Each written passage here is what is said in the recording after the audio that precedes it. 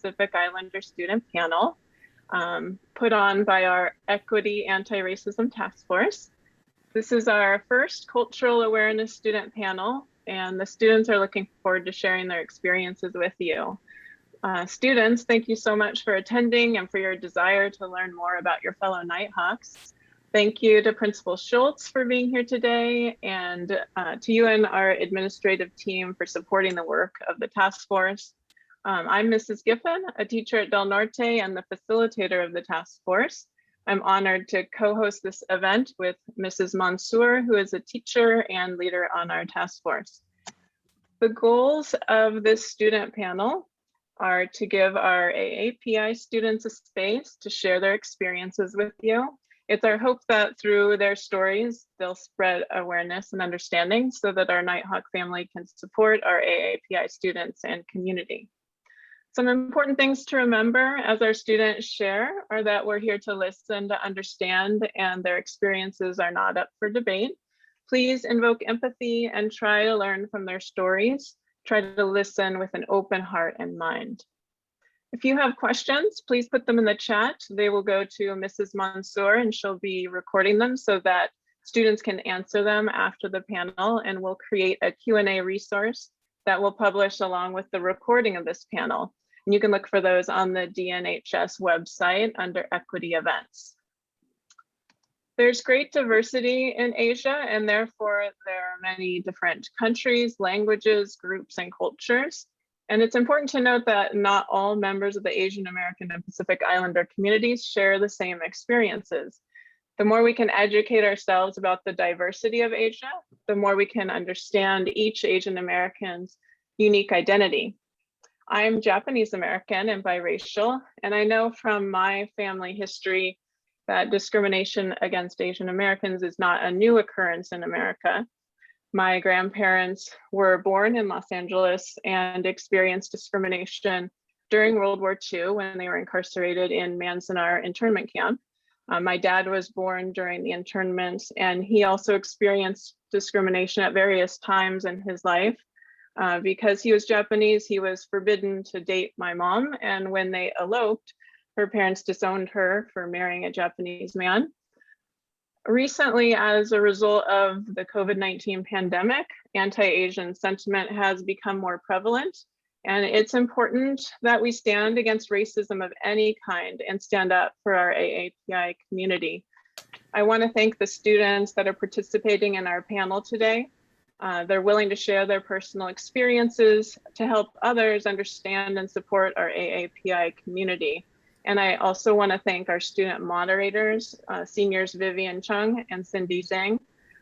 They have worked hard to plan, organize, and make this event possible. I'll now hand it over to them to introduce our panelists. Hello, I am Vivian, one of your student moderators. Like Mrs. Giffen said, I am a senior and I identify as Chinese Vietnamese American.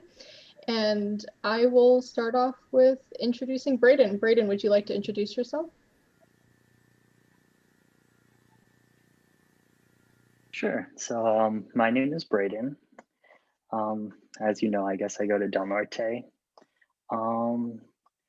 I identify as Chinese American, and an important part of why I think being Asian is an important part of my identity is because it's kind of how people first perceive me. And so for me, that's kind of, there's kind of a bunch of assumptions that come along with that being Asian. And I think it also opens a bunch of different opportunities that I have or don't have. And I think also part of my heritage that I think is important is my grandparents who grew up in China and immigrated here when they were very young and they didn't have very much. And so it's important to me to remember where I came from, kind of, and just remember the sacrifices that they made. Braden, before we introduce another panelist, would you like to state who you dedicate this panel to? Sure. I wanted to dedicate this panel to my grandparents, like I said before. They've taught me a lot about kind of the different aspects of my culture, and and they're a very big part of my life. Yeah. I apologize for not clarifying earlier, but our panelists, when they are introducing themselves, will be stating their name, the ethnicity they do identify as, who they dedicate this conversation to, and why their Asian heritage is important to their identity. Minju, would you like to start? Sure. Or continue, rather. Okay, hello everyone. My name is Minju Kim. I am a sophomore at Del Norte, and I identify as a Korean American. I dedicate this session to myself as well as my fellow AAPI students on campus at Del Norte, especially my fellow Koreans, because I know that a lot of people are going through similar struggles as me, having trouble like accepting their culture and like wanting to fit in, which is a really prominent part of, I guess, like the path to learning who you really are. And so my Asian heritage is especially important to me because I had these struggles with like asking, do I like really want to be Korean? What if I was like some other race? And I felt myself like losing touch with my culture a lot of the time. And as I've finally like kind of, I think, learned to accept myself, like I'm just really glad to be here. Thank you. Bella, would you like to introduce yourself? Hey, hi, I'm Bella Brion Reed. I'm a senior at Del Norte right now, and I identify as Filipino American. I would say that I never really grew up knowing much about the history behind my people. I grew up in a very non-traditional Filipino household, and although we didn't really didn't have many of the standard Filipino traditions, we shared many of the same values. And I think the reason why my heritage is so important to me is because I am biracial, and I just find it very difficult to identify as Filipino, even though I don't know much about it. So I guess the lack of previous knowledge about my heritage is what really encourages me to learn more about it.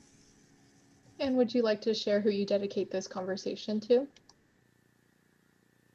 Yeah, so I dedicate this session to my Lola, who is my grandma, and those who are also biracial. Great, thank you. Jerry, would you like to introduce yourself? Okay. Hi, my name is Jerry. I'm a sophomore at Del Norte. I identify as an Asian American, and I dedicate this session to all of the AAPI victims that have suffered from hate crime. I feel like my Asian heritage represents part of my origins, which is important to my identity. It shows me where I came from and where my family has originated from. All right, thank you. Rochelle, would you like to introduce yourself? Hi, my name is Rachel. I'm a sophomore at Del Norte, and I identify as Vietnamese Chinese American. And I dedicate this session to my grandfather who passed away from COVID not too long ago. Would you like to share why your Asian heritage is important to you? My Asian heritage is important to my identity because through various traditions and customs, I've learned important values and morals that have shaped me as a person. Even things like Lunar New Year, meditating, even like funeral customs and the food have all taught me the importance of family and working hard and determination. Thank you. Kaya, would you like to introduce yourself? Hi, my name is Kaya Campo. I'm a senior at Del Norte and I'm Filipino. And my Asian heritage is extremely important to me because I know that I wouldn't be who I am without my big, loving, and crazy loud Filipino family. They've taught me how to love and what it means to love, and they've shown me that kindness comes first no matter what. And they've definitely raised me in the light that radiates the best energy. And I'm very Filipino in the way that I love someone else. And so my affectionate like nature definitely comes from my culture, and I'm very proud of that. And then I just dedicate this to everyone at Del Norte who doesn't like feel heard or seen. And I hope that this can be a leeway to start that for them. Thank you. Rohan, would you like to introduce yourself? Yeah, so my name is Rohan. I am a senior at Del Norte and identify as Indian Asian American. And so the reason that my heritage is so important to me is because Braden talked about how it's how people first perceive him, but I also want to bring up the point of like it's how you perceive the world around you. It's how I perceive the world around me. I think that my culture and that the way I was brought up and the principles that both my parents who grew up in India raised me with, the food I eat, the festivals I've attended, and all those different things, they've sort of created a paradigm for me in the way that I see the world and I see different things. And so my heritage allows me to connect with the world and the people around me, especially at Del Norte. And I want to dedicate this to victims of hate crimes against Asian Americans, people that have been affected by the shootings like the one at Ackworth in Atlanta, and also to both my parents who have raised me over the past 17 years. All right, thank you. And Sarah, would you like to introduce yourself? Yeah, so hi, my name is Sarah. I'm currently a junior at Del Norte, and I identify myself as Indian American. I would like to dedicate this session to my family and anyone in the AAPI community who has faced any form of hate or judgment for their heritage. And I believe that my heritage is important to my identity because ever since I was younger, I can just remember, the traditions and customs and values that my parents taught me from India have constantly played an important role in, my own opinions, my decisions, and the way that I look at the world. And I think that, especially with Indian culture, which is rooted back to thousands of years, and, there's so much involved with it. It's super rich. And there is, different forms of attire, festivals, food. And just, I think all of those kind of encompass a part of me, along with the fact that I'm Indian American. And so when I was younger and struggling to find my identity, I think that being able to connect both Indian culture with American culture really helped me grow as a person. And I'm super excited to be here.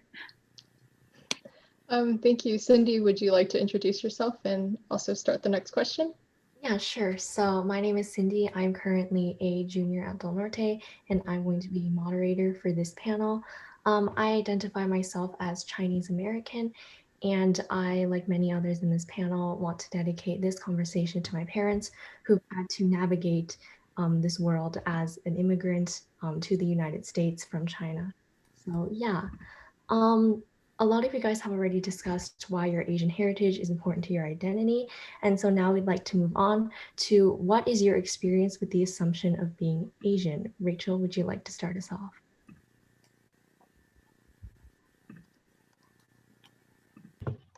Hi. So my experience with the assumption of being Asian is generally positive because I have a thick skin and a strong sense of self. But there are occasions where I felt like angry and saddened by the assumptions that people make about being Asian. Obviously, there are like the general stereotypes like that involve physical appearance, so like small eyes or etc. But there are also deeper like systemic issues such as the model minority myth. There are also issues with like Asian fetishization and mocking like culture or cultural appropriation, etc. And I think that one thing that frustrates me the most is when people claim Asian culture as their own or appreciate Asian culture with no regard for Asian people's struggles. And I think that it's unfair that people can do things like drink boba or wear Asian clothes and hairstyles or watch anime, travel to Asian countries, eat Asian food, and even like listen to Asian music like K-pop or J-pop. But then they turn a blind eye to AAPI struggles in America and continuously push these racist stereotypes. Thank you for sharing. Jerry, would you like to also contribute?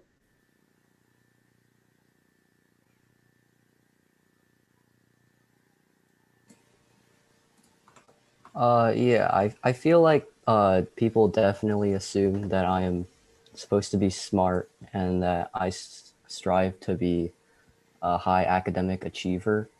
Sometimes when I work in group projects with people that are not of Asian ethnicity, they often look to me for help as if I'm supposed to take on this role of being the smart one in the group.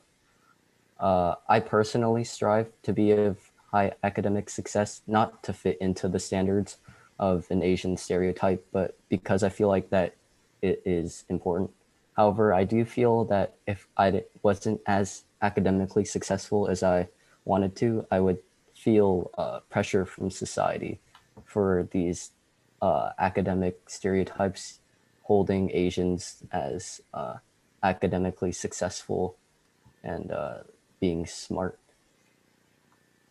Thank you for sharing your experience. Kaya, would you like to also share?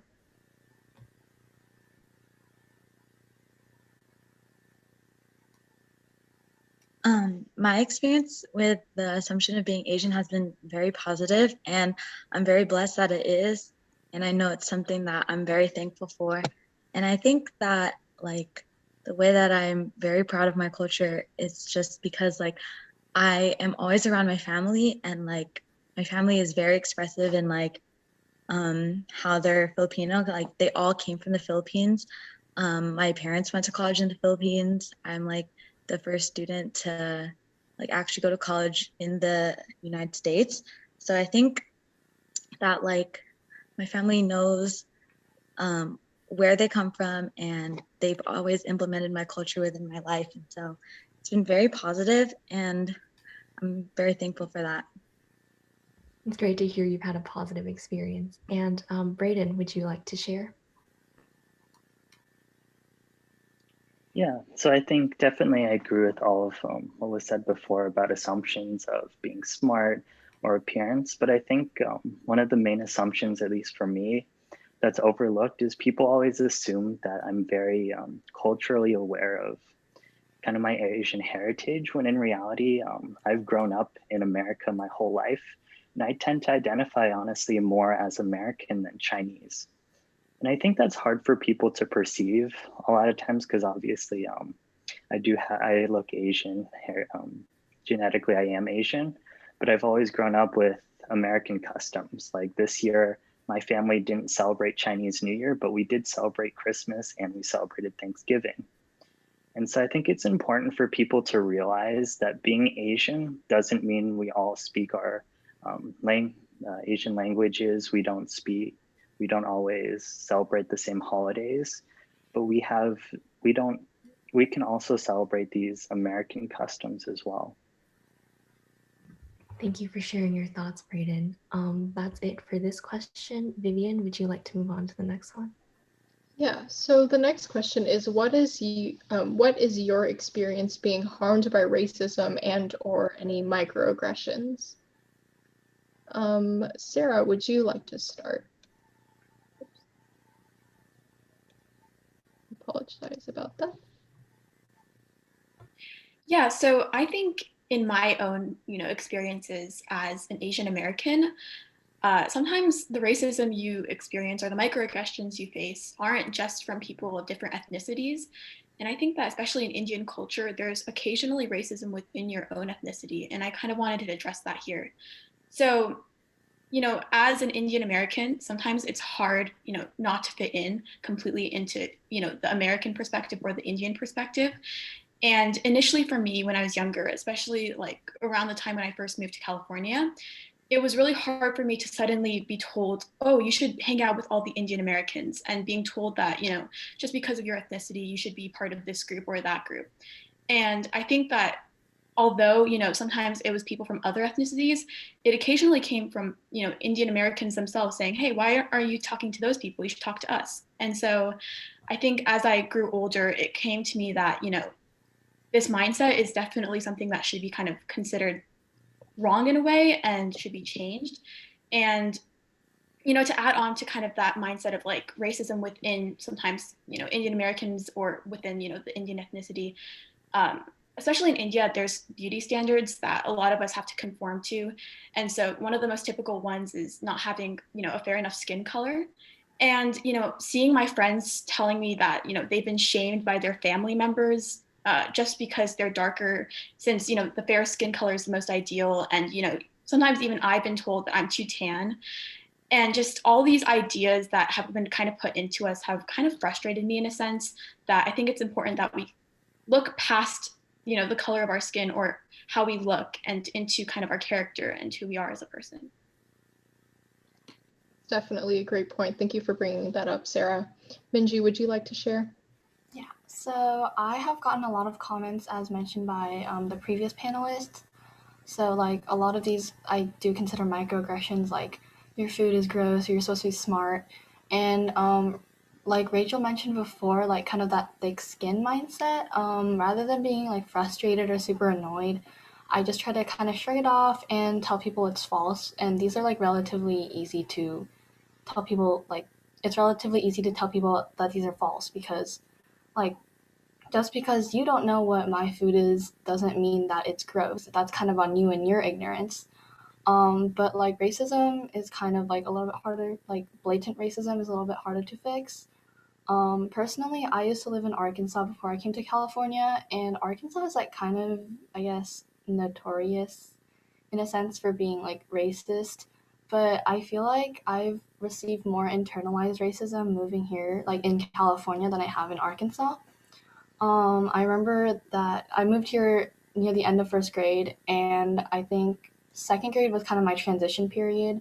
I remember I would try to make new friends, and they would make fun of me for like having a Korean accent. So like instead of pronouncing white, I would say like white because that's kind of how the Korean accent like emphasizes vowels and consonants.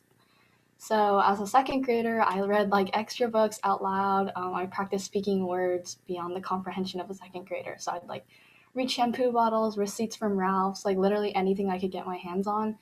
And looking back on that, I really think like that's not something a second grader should have had to do just to try to fit in with the rest of like the school.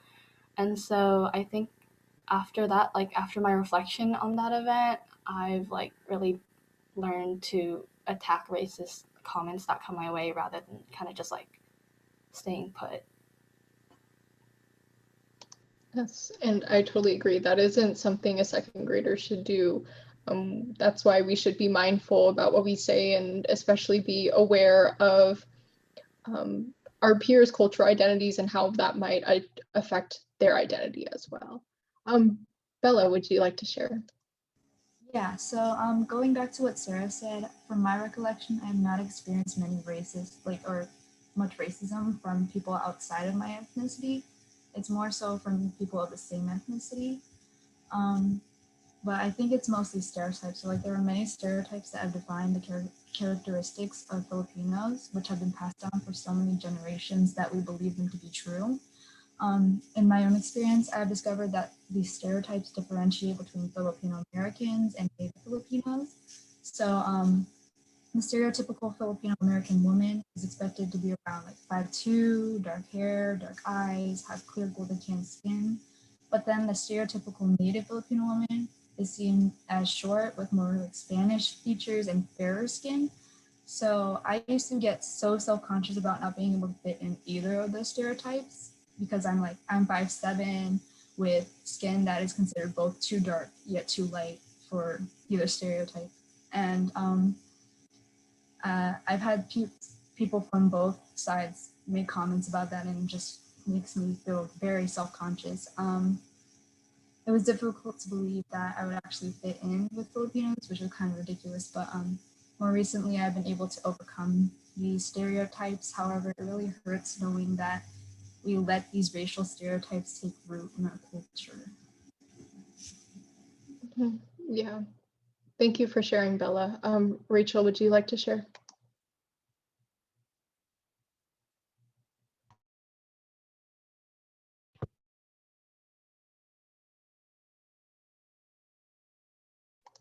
Oh, Rachel, you're still muted. Hold on. Okay. Okay, is that better? Yep. So I faced a lot of microaggressions in elementary and middle school, but a lot less when I went to high school.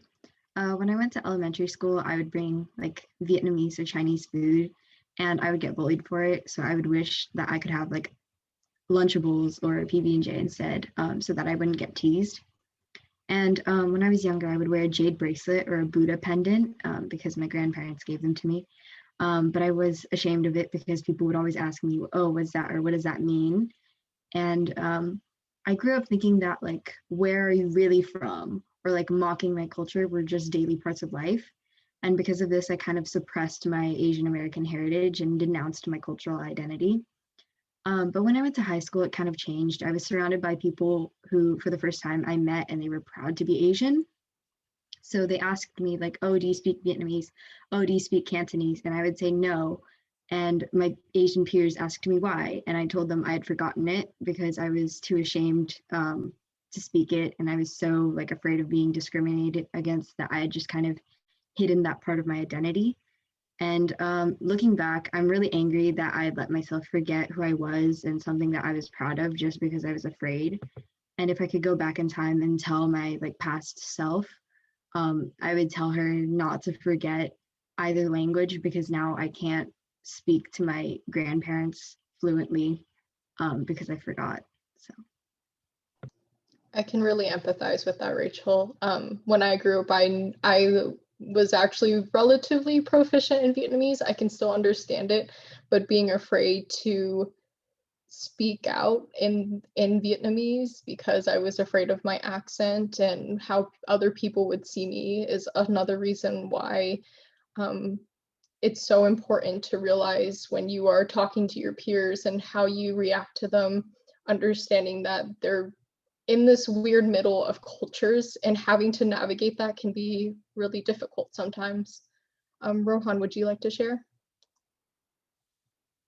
Yeah, so me personally, I've never been physically harmed by racism or microaggressions, but I mean, the racist remarks and things like that I've dealt with have worn me down over a long period of time. I mean, some things are like, I've gone outside and I've had peers tell me, "Oh, those clothes make you look too Indian." I've been told that people have told me before, potentially coming over to my house, oh, his house probably smells terrible, or wow, your house actually smells pretty good for an Indian. I've dealt with being referred to as Baljeet from Phineas and Ferb my entire life, basically, and being made fun of for that. I've been told that I'm good looking for an Indian, that I have a good sense of style for an Indian, and that I'm funny for an Indian. And in a way, over a long period of time, I have learned to become ashamed of my heritage. And it really has worn down my self-esteem and level of confidence over a really long period of time because it's not something that I hear from one person and I'm able to easily dismiss it. It's something that's kind of built into me. And although I do have thicker skin now than I did when I was younger, when you're in elementary school or middle school and you hear things like that, you sort of mold it into your own identity. And so, I mean, as much as I hate to say that it's pushed me away from my own heritage, it's something that I have to say, okay, it did and it has, and it's affected me in these ways. How can I work with other people and talk to other people and sort of overcome this narrative that I've been telling myself for so long? Thank you for sharing, Rohan. Cindy, would you like to move on to the next question? Yeah, so as a lot of you probably know, one of the most pervasive myths or stereotypes surrounding the AAPI community is that we are all collectively this sort of model minority. And so the next question that we pose to our panelists is, what does it mean to you to be labeled as the model minority? Rachel, would you like to start us off? The model minority myth leads to the downplaying the effect of racism and discrimination against the Asian community. Because of this like dangerous misconception, racism towards Asians is not like portrayed by the media, and it's largely ignored because it doesn't feel real, and it also fuels systemic racism as it like justifies racism.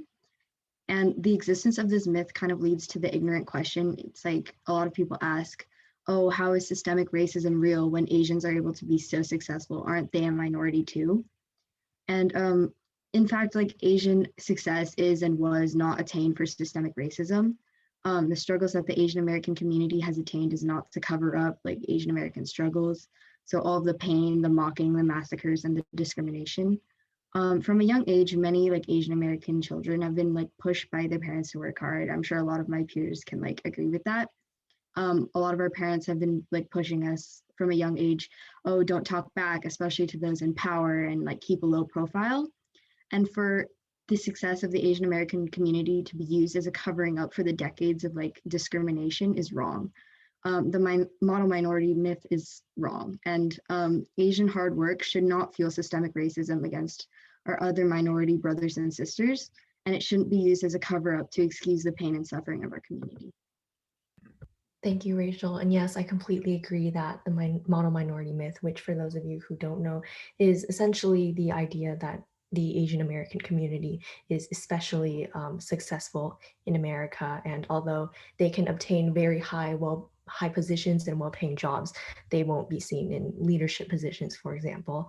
I agree that this type of rhetoric and this type of stereotype, it does serve to drive a wedge between groups that should be working together for solidarity. So thank you again for sharing. Braden, would you like to share?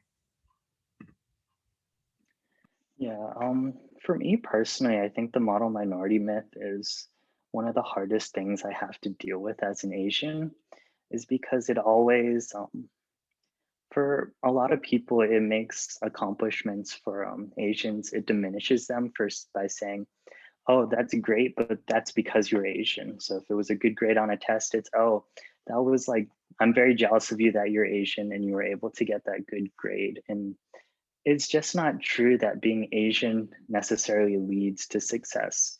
And I think that's definitely the myth part of that. And why I think this is such a problem is a lot of people see this as a compliment towards Asians when it's really anything but that. A lot of people I've talked to have said, oh, why is that racist for me to say that you're smart because you're Asian? That's a compliment. And and what it really does is, like I said before, it diminishes the accomplishments of the Asian community. And it just says that all of those were achieved because we were Asian. And that really just isn't true. So having said that, I think it's important just on campus as well that we don't let this model minority myth dictate how we treat Asian people on campus, especially in class, whether that's calling on an Asian person just because you think they know the answer to something. It's definitely a form of racism that needs to be addressed. Yes, completely agreed. Framing a stereotype in a positive light doesn't make it any less harmful or racist. So yes, thank you for sharing, Braden. Sarah, would you like to go next?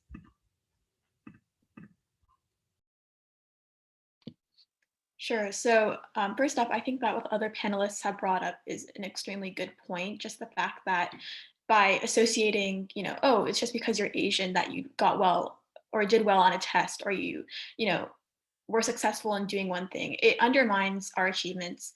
And I think that it eliminates the ideas of like hard work, a strong education, and dedication that we've all been raised with. And so I think that if someone wants to compliment you, it should be given as, wow, you're really hardworking, rather than, wow, of course you're hardworking because you're Asian. And so I think that we need to eliminate the word Asian from compliments, because it's not a compliment. It's basically attributing one's ethnicity to physical success and the hard work that they put in. And I think it really diminishes any form of actual achievement that they, achieved. And I think that we should not associate ethnicity with success. Thank you so much for that, Sarah, and you made some really excellent points there. The last person who we're going to ask to speak about this question would be Minju. Model minority personally just means like extra stress to me. It's extra pressure to do more, to like get good grades, be a part of like every single extracurricular, to go to good like colleges. And so some of these goals are set up by me. Like personally, I strive for like really good grades, but even that is kind of tinted by model minority myth, because like I'm expected to do at least this much or like reach at least this bar in order to be considered the norm. And when I compare myself to other Asian people and see that I'm falling behind, especially if it's in academics, I tend to put myself down for it. And so, like, the model minority myth really puts a lot of pressure on me to perform better.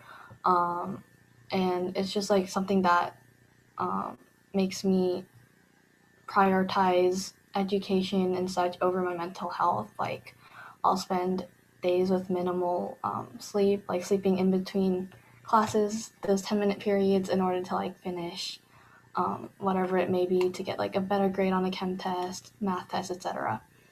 And when I don't understand a certain topic, like it kind of makes me develop an inferiority complex. So sometimes I'm afraid to ask for help on things I don't know, or it's like hard for me to speak up and ask questions or answer a question when I'm not completely sure that my answer is right. And I think the scariest thing about the model minority myth is that I personally can't see an immediate solution to like fix it. So it leaves me wondering, like, when is this going to end? When am I going to be able to kind of let myself relax a little bit? I'm so sorry to hear that, Minju, and thank you again for sharing your experience. Yeah, Minju, I totally agree in the sense that it is concerning when you can't see an end, but ultimately it comes with the attitude of the community and the people we know, just the attitude of the community, because I can totally empathize with internalizing the model minority myth and the identity between you and what your culture, or not culture, but your community expects of you sometimes starts to blend. And for me personally, that has led to a conflict of what do I really want and what do I really value, which is something I've had to do a lot of reflection on. And it's something that one shouldn't experience in the first place. Our next question is that, is there something that you wish that your teachers or peers knew that they haven't noticed and that you want them to be aware of now? And Jerry, would you like to start us off? Yeah, I feel like there are forms of subtle remarks or passive forms of aggressions towards Asians in the classroom. I don't personally feel or have felt this way from anyone at Del Norte, but I think that teachers should definitely be more aware of this hidden atmosphere, and just because they don't recognize or have ever seen any blatant forms of discrimination within their classroom, it doesn't mean that racist remarks and subtle actions aren't taking place. So I just think that teachers should be aware of that. In elementary school, I experienced forms of subtle racism from some of my other classmates, probably because they weren't educated on the words that they said. And the words that they said were still hurtful, and they were offensive. Teachers in their classrooms and peers too should also try to pay attention or be aware if there's any racial remarks or microaggressions being stated. If they recognize this kind of behavior, they should not disregard it as teasing or just joking around with friends, but they should consider it as something serious and treat it as a serious situation. I totally agree. Thank you for sharing, Jerry. Rachel, would you like to share?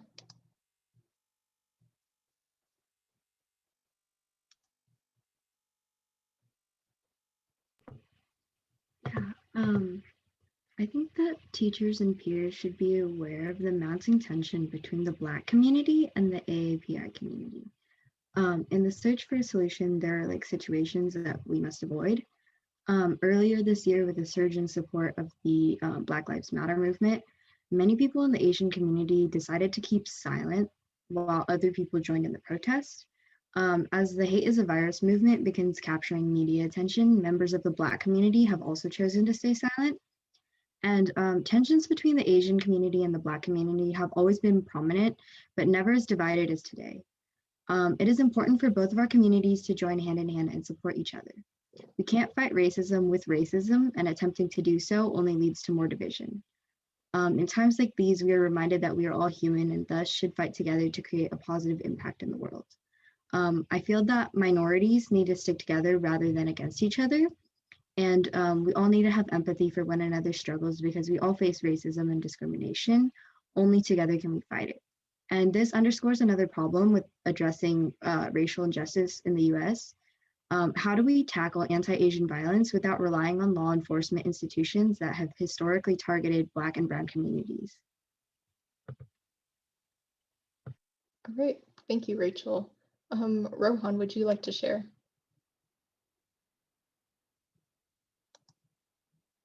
Yeah, so there's primarily like just two things that I really want to talk about. The first thing is that even if we're not directly affected by a lot of the racism and a lot of the microaggressions that are happening, I think it's so important that both teachers and peers are aware that it has an effect on people, whether it's a direct effect or an effect in seeing your peers or friends being affected by it themselves.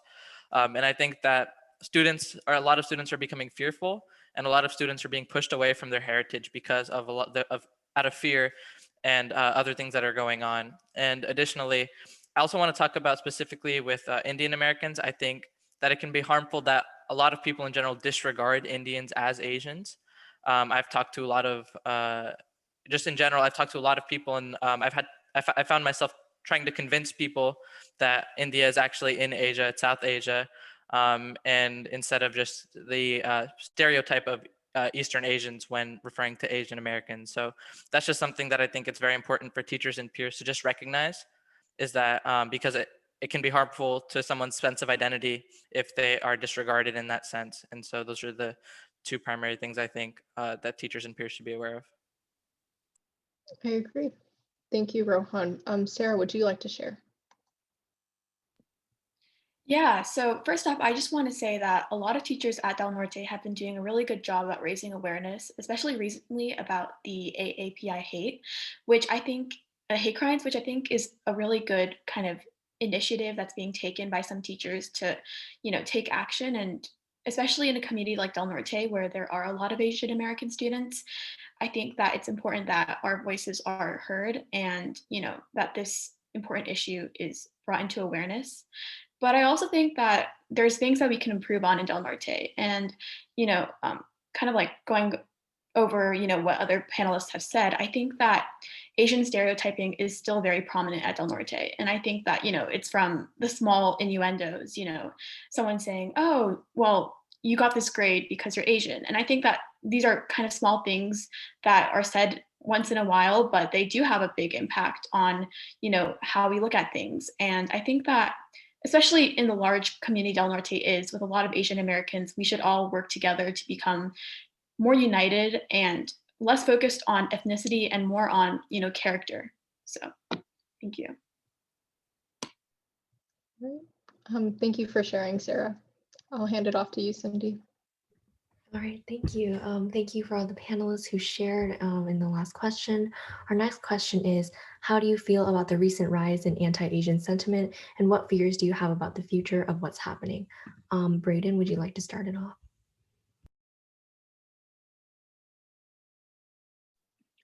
Yeah, so definitely with the rise of anti-Asian hate crimes, it's definitely been devastating to kind of hear that this is happening to the community.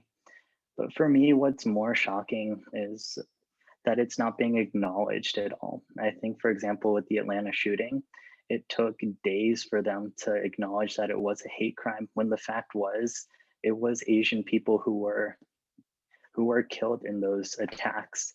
And so the main thing that I am concerned about for the future is that these hate crimes aren't being acknowledged at all. And even when they happen, or even when they are acknowledged, they're being written off as, oh, it is for whatever reason, that's why it happened. I do want to say, though, that I am hopeful for the future. I've seen a lot of more people advocating on behalf of the Asian community, especially people who aren't Asian themselves. And I think that's the most important thing for stopping this in the future, is for non-Asian people to start speaking out as well. And so as much as I do have fears for the future that this will be a short-lived movement of justice and that this won't continue, I do really have hope that this movement will continue on and that people will continue to speak out against this hate. Thank you for sharing, Braden, and I as well really hope that this movement will continue, not just for the Asian American community, but also for other oppressed minority groups. Kaya, would you like to add on to this discussion?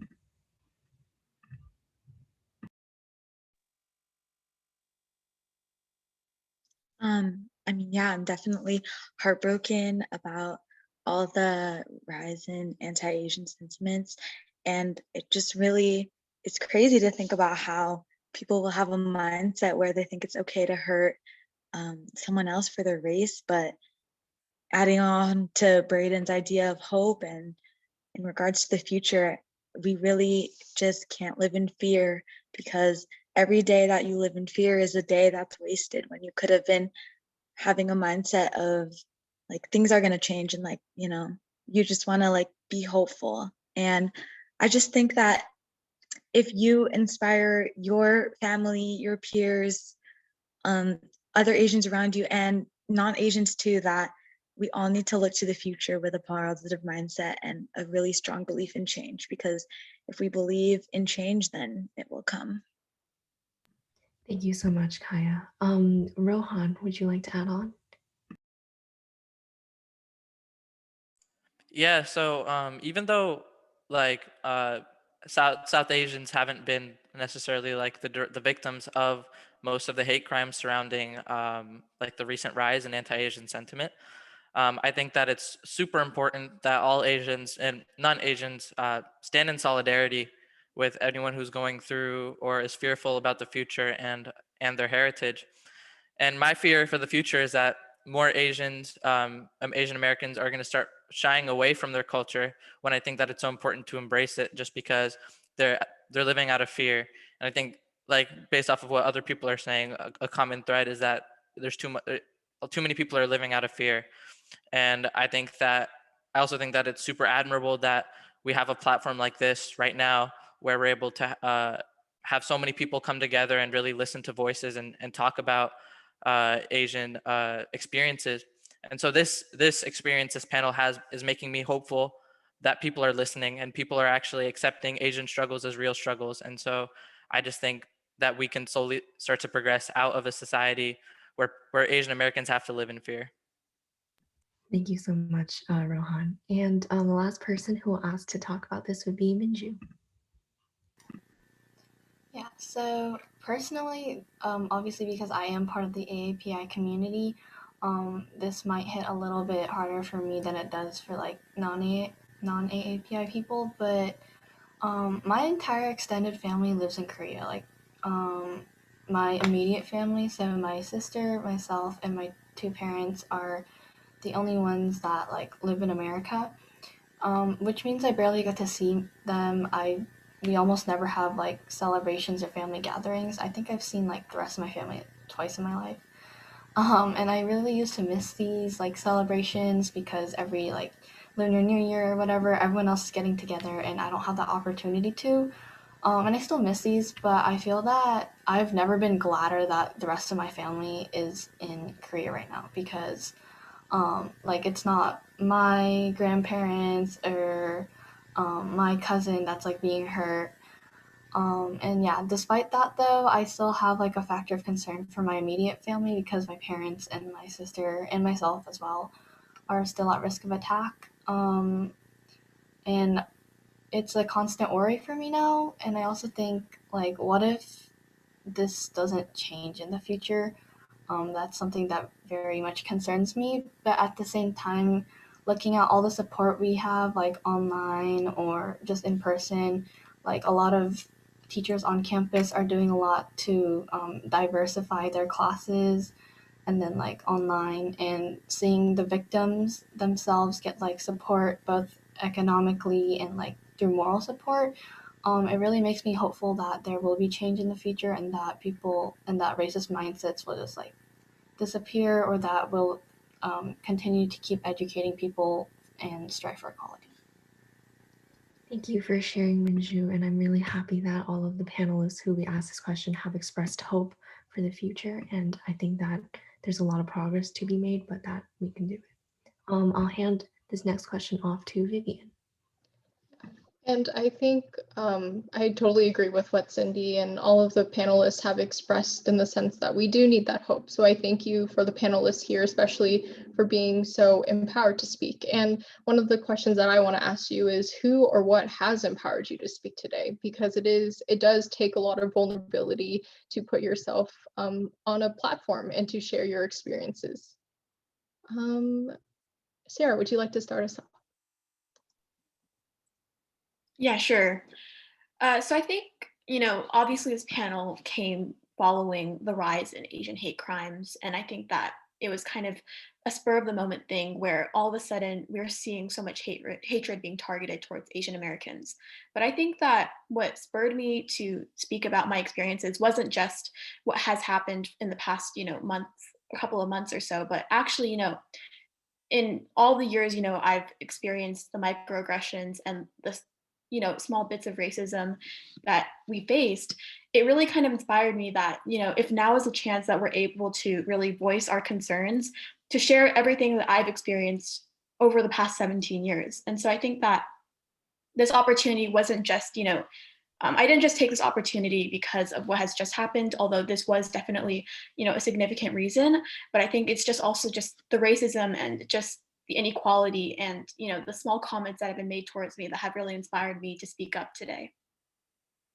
Thank you for sharing, Sarah. Jerry, would you like to share? Yeah, the stories of the Asian hate crimes on the news have really empowered me to speak out against Asian hate. The injured faces of the elderly victims that were targeted are really quite tragic. These are senior citizens who should be enjoying their lives. They shouldn't be subjected to this kind of physical and mental suffering. No one should have to endure this kind of hate and fear going out just because of their race.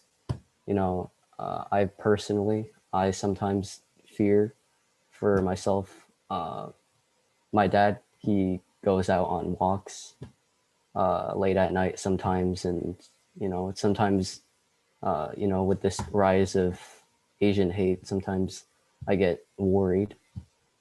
So I think we're all obligated to speak out and act against this rise of Asian hate.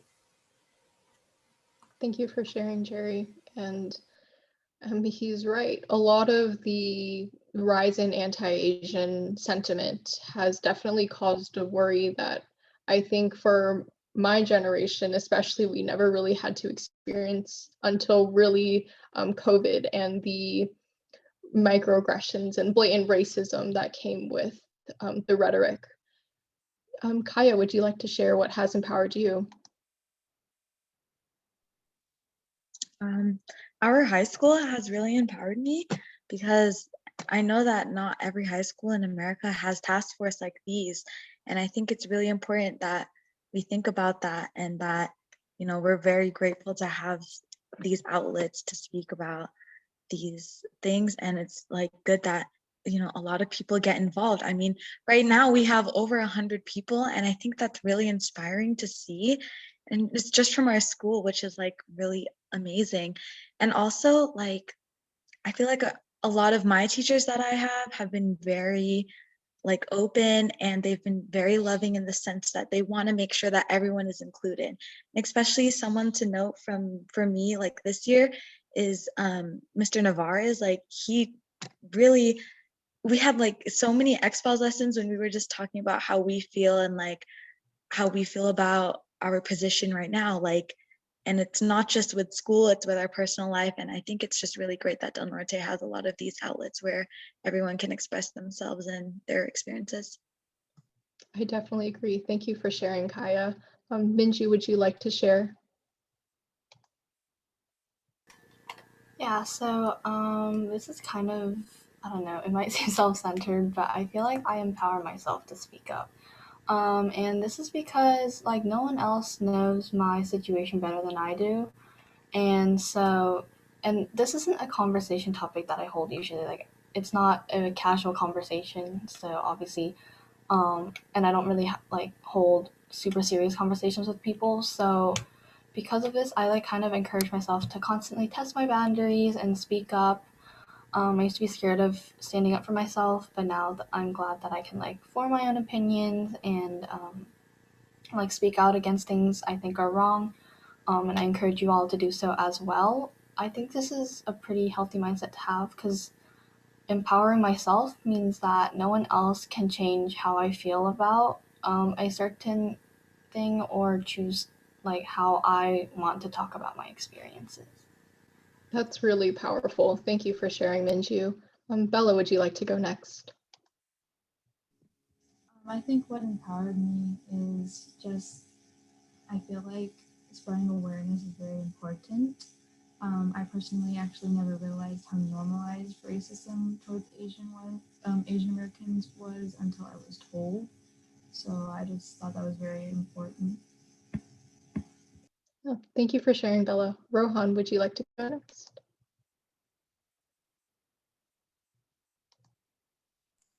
Yeah, so what's empowered me is, I mean, first, I've seen so many of my peers and people at our school take advantage of their social media platforms and post different informational resources that has allowed me to expand my perspective on different issues. And I think that it's extremely brave and noble of all these different people who are willing to be brave enough to take advantage of their own platform.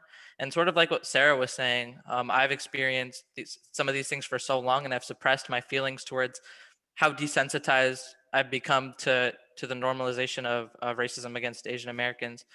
I think that just taking when you take into account the fact that I've been dealing with it for so long and kind of dismissed it for so long, and seeing how brave my peers are, I felt like it was a really good opportunity to actually express my experiences. Thank you for sharing, and I feel that way too. It definitely helps when you have a community around you who is also lifting you up to share your experiences. And Rachel, would you like to share what has empowered you to speak out today? Yeah, mine's pretty brief, but I like my friends and family have empowered me greatly, and they continue to support me every day. I'm really grateful for them, and like everyone at Del Norte, my fellow like AAPI community at Del Norte, especially the VSA and like everyone who has just really helped to bring me out of my shell, I guess. So I'm really grateful to everyone that I've met at Del Norte. That's really wonderful. I would like to thank all of the audience members for coming today and giving us the space to speak out about our experiences. I especially would like to thank our panelists for being willing to share. Like I said before, it is very hard to be vulnerable in front of so many people.